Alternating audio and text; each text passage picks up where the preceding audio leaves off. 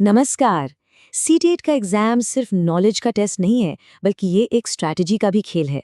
तो आज हम कुछ ऐसी ट्रिक्स और हैक्स को समझने वाले हैं जो सही जवाब चुनने में मदद करेंगी, खासकर तब जब जवाब को लेकर हम पूरी तरह श्योर ना हो। जरा ये एक पल के लिए सोचिए, कौन बनेगा करोड़पति की हॉट सीट वाली फीलिंग। सामने एक मुश्किल सवाल है और तभी इस्तेमाल होती है 50-50 लाइफलाइन।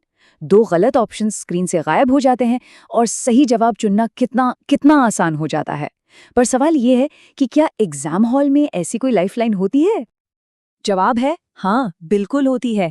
लेकिन ये किसी कंप्यूटर जी से नहीं आती, ये हमारे अपने दिमाग में ही छिपी होती है। देखिए, गेम शो से अलग एग्जाम के सवालों में छिपे हुए जाल होते हैं। तो आज हम यही सीखेंगे कि अपने ही दिमाग को कंप्यूटर जी बनाकर उन गलत ऑप्शंस को कैसे हटाना है।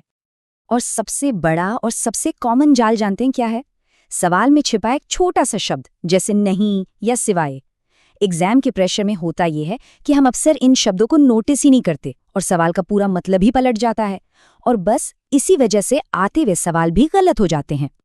तो चलिए अपने सफाई अभियान का पहला फिल्टर शुरू करते हैं। मैं इसे कहती हूँ खतरे की घंटी।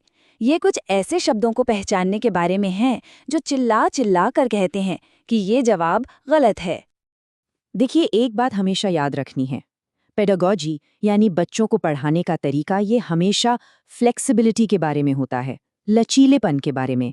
तो कोई भी ऐसा ऑप्शन जो बहुत ज्यादा कठोर हो, जो कहे कि हमेशा ऐसा ही करना चाहिए, वो तो शिक्षा के बेसिक आइडिया के ही खिलाफ है। तो ये है वो खतरे की घंटी वाले शब्द। अगर किसी भी ऑप्शन में केवल, सिर्फ, हमेशा, कठोर या रटना जैसे शब्द दिख जाएं, तो समझ लीजिए कि 99% चांस है कि वो ऑप्शन गलत है। ये शब्द एक रेड फ्लैग हैं, जिन्हें देखते ही दिमाग की बत्ती जल जानी चाहिए।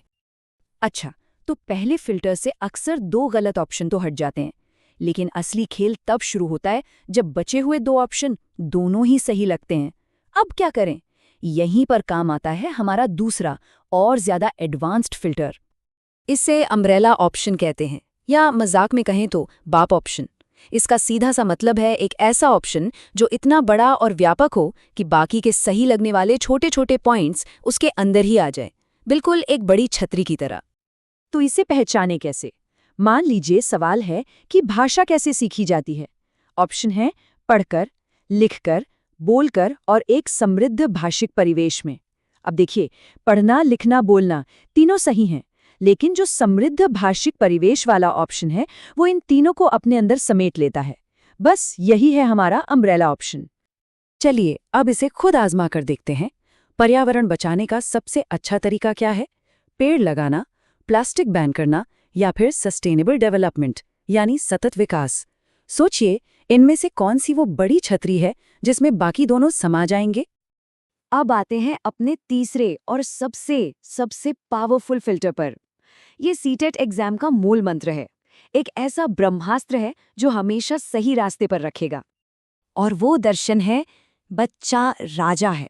इसका सीधा सा मतलब ये है कि बच्चा कभी गलत नहीं हो सकता। अगर कोई बच्चा फेल होता है तो वो बच्चा फेल नहीं हुआ है, बल्कि पूरा का पूरा सिस्टम फेल हुआ है। इसीलिए कोई भी ऐसा ऑप्शन जो बच्चे को सजा देता है, उसके माँ बाप से शिकायत करता है या उस पर स्लो लर्नर जैसा कोई ठप्पा लगाता है, वो ऑप्शन 100% गलत है। सही ऑप्शन हमेशा वो होगा जहां बच्चा एक्टिव है, जहां उसे सीखने के और मौके मिल रहे हैं। याद है हमने शुरू में उस छिपे हुए जाल की बात की थी, नहीं या सिवाय वाले सवाल। उसका हल यहीं पर है। जब सवाल पॉजिटिव हो तो हम बच्चे के लिए सबसे अच्छा, सबसे पॉजिटिव ऑप्शन चुनते हैं। लेकिन जब सवाल में पूछा जाए कि कौन सा सही नहीं है, तो बस इसी फिल्टर को उल्टा कर देना है और बच्चे के लिए सबसे बुरा, सबसे नेगेटिव ऑप्शन खोजना है। वही हमारा सही जवाब होगा। अब कुछ आखिरी लेकिन बहुत काम के हैक्स पर नजर डालते हैं। ये तब मदद करेंगे जब मुख्य फिल्टर से भी बात न बन रही हो। सीटेट का पेपर अक्सर पहले इंग्लिश में बनता है, फिर उसका हिंदी में अनुवाद होता है। कभी कभी हिंदी के शब्द बहुत ही मुश्किल हो सकते हैं, जैसे संरचनात्मक, अनुदेशात्मक। अब ये सुनकर तो सिर चकरा जाएगा। ऐसे में घबराना नहीं है, बस बगल में दिया गया इंग्लिश वर्जन देख लेना है। अक्सर वहां पर कंस्ट्रक्टिविज्म जैसा सिंपल शब्द लिखा होता है।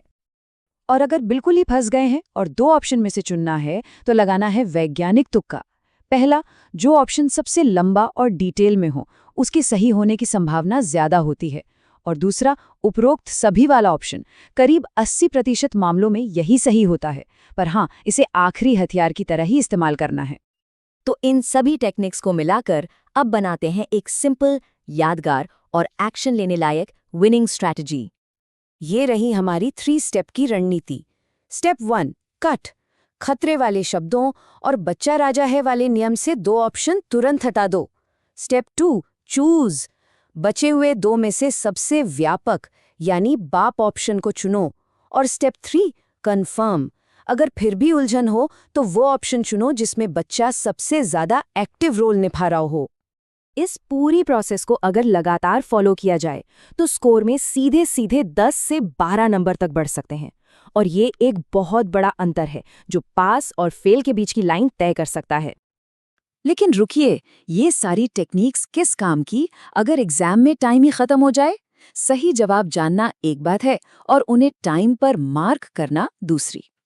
तो अगली बार हम बात करेंगे टाइम मैनेजमेंट की और उस खास 1990 रूल की, जो ये पक्का करेगा कि आता हुआ एक भी सवाल टाइम की कमी से न छूटे।